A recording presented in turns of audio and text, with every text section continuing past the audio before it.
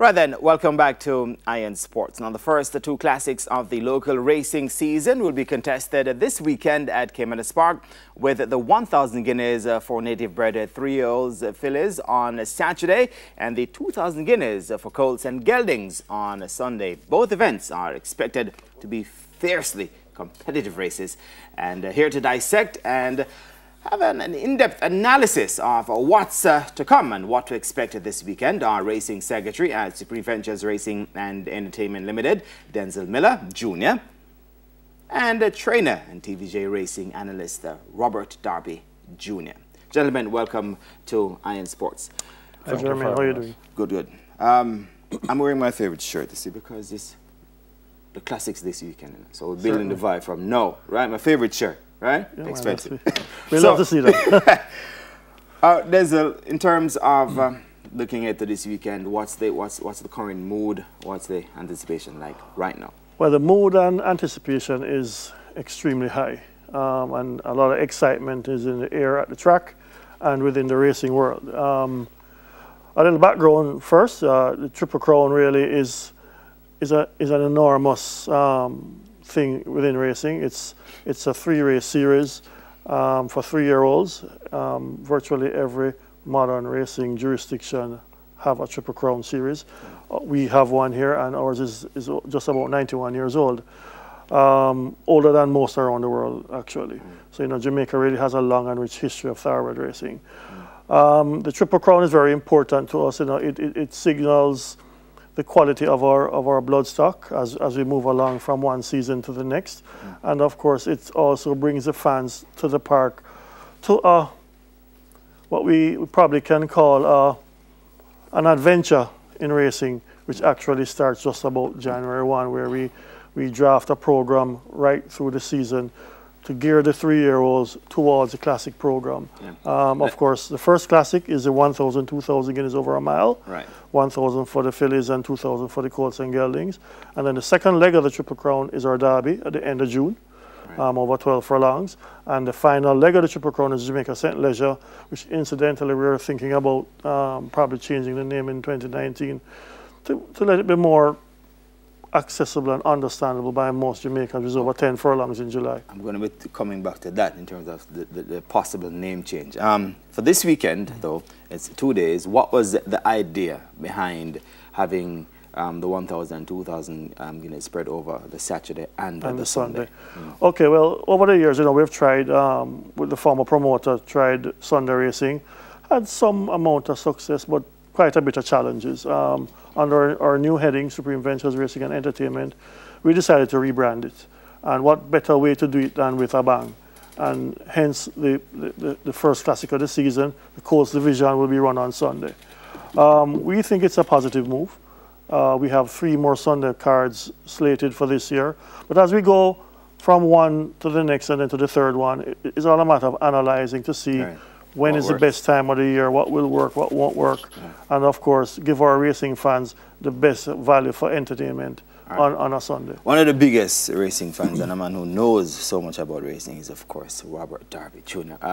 Robert, last year, She's a Man-Eater dominated the classics in no uncertain terms, winning the Triple Crown. This year, though, it's a bit more wide open. In terms of some of the contenders we're looking at, what are those? Well, a bit is an understatement. It is extremely wide open, especially where the fillies are concerned. I mean, hold on, let's start with the 1,000 guineas first. Yeah, that's the one for the fillies. Right. You have several horses: Lisa's Pepsi, Band of Gold, Disability Charm, who was a mild upset in the trials and should go on from here. Feroz, who has been disappointed in her last outing, but second against Colts, so you can't rule her out over a mile. My Sister, Brandy, and Honey Rider, those are the main contenders. But as I said before, for me to pinpoint and say Feroz or Disability Charm, it's going to be difficult. But because last year, She's a Man-Eater dominated, and you know, clear cut. But why is it so wide open this year, you think, in terms of the top contenders? Well, the ability is spread about. It's just like how you'd have a Usain Bolt, and when Usain Bolt is gone. Similar to just like this. There is no, everybody's on the same level.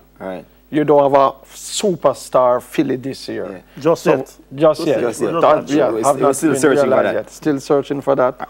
Let's hope we'll find one here. Right. So that's what makes this race so competitive. Let's jump to the 2,000 guineas now. The leading contenders there and what we can expect. Leading contenders are Commander 2, Wilson, Another Vigorous, Drummer Boy, Marquesas, El Professor, and Without Exception. My question mark here for this race, though, is the choice of horse. Well, Omar Walker chose Drummer Boy over Without Exception. I mean, Without Exception is the younger brother of the superstar filly. Yeah. He won on last outing, but he flopped in the 2 outings previous to that, and hence Walker went for Drummer Boy, who ran a big second and last. So that is a big question mark for me. But I have a clear-cut winner here in Marquesas. Yeah, because I was about to say that Marquesas has been picking up some steam in recent weeks. And with the speed setting up for Marquesas, you're going to have several horses going for the lead. Another Vigorous, extremely fast. Commander 2, fast. El Professor will be fighting for the lead. Western Legend can be there and thereabouts. Band of Gold. It's going to be, it's going to be a very hot, I predict probably a 111 pace for the 6 furlong. And that is going to set up extremely good for Marquesas, who is a stalker, can sit off the pace. Denzel, let me bring you back quickly. In terms of the feedback from the main stakeholders to the 2 days for this weekend.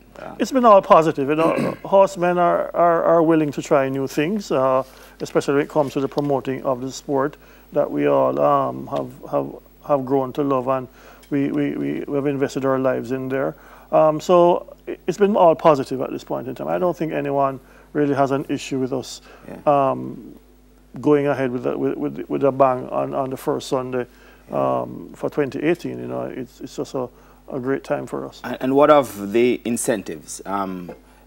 Taking a closer look, and I understand that the $10 million pick for correct. That is one of a couple incentives we have on the day. You know, on Saturday we're sponsored by Cashbot, and on Sunday, Money Time, and we have a lot of prizes, surprises, and games. Saturday we'll be opening our new gaming lounge at the park in the club stand, which has been having fair success so far. But let me ask you this quickly: the $10 million payout will be on Sunday. On Sunday, the final pick for the day. On Sunday, what is to be expected on Saturday? What is there for Saturday? For Saturday, we have a lot of good racing there, along with a lot of other prizes that we have in store from our sponsors for racing fans. You don't think this will take away from the interest? I don't think we'll take away from the interest. Sunday, we have the 1,000 guineas is a show by ourselves. Right. You know, all the fillies are on show. We have some 5 races, I believe, with just fillies only. So it's geared to ladies on Saturday. On Sunday, it's everybody's show. The 2,000 guineas for the colts and geldings. And of course, you know, it is really something very important to just come on out and be a part of local racing history. 91 years of a Triple Crown is no ordinary thing to scoff at, you know, and we've continued to do it each year better and better as we go along. Robert, we can't leave out the jockeys in terms of the choices that we have here. In terms of, you know, what are we looking at in terms of the top contenders, top contending jockeys to be exact now as we look to wrap up? Well, you know, you have, for me personally, because I have some personal jockeys that I really like, who I think have a lot of ability, but for some reason or other, whether it's be injury or they are not here, like take for example Duchesne Garden, extremely talented jockey, but wasn't around, had weight issues. He's been back now and is in a decent camp riding, so we can look for good things from Duchesne Garden. But for me, the ultimate classic jockey right now is Shane Ellis, and he's on Marquesas, and that is why I really like Marquesas. He's also riding Honey Rider. We could see Shane Ellis taking a dub. You also have Dick Cardenas, as well as Omar Walker and Robert Haladid. To a lesser extent, Andre Martin is a decent jockey, but he has weight issues as well, and that's why we haven't seen true potential from those guys. All right, let me bring Denzel back in quickly. Last word to you, Denzel. Staging it over Saturday and Sunday, is this a final decision, or is it something that still up in the air? No, I think we'll go on from here. The support so far has been very, very good from the horsemen side of it. The true experiment, of course, will be Saturday, Sunday, when our guests and racing fans come on out to support the day. We will analyze it and then go forward. But I think I can safely say 2019, it will probably be the same thing. A Saturday and a Sunday, and we just got to make it bigger and better. You know, we have the Diamond Mile at the back end of the year, but we think we can create more than one Diamond Mile for the year. So it's over time, and we're growing things. Saturday we started at 11:40, and Sunday the first race is approximately 12:05. So Enzo Miller Jr., thank you so very much. Robert, thank you as well for joining us here on Eye On Sports. And field in line, right? Field in line. All right, so we go to a break and come back with lots more here on Eye On Sports. Stay tuned.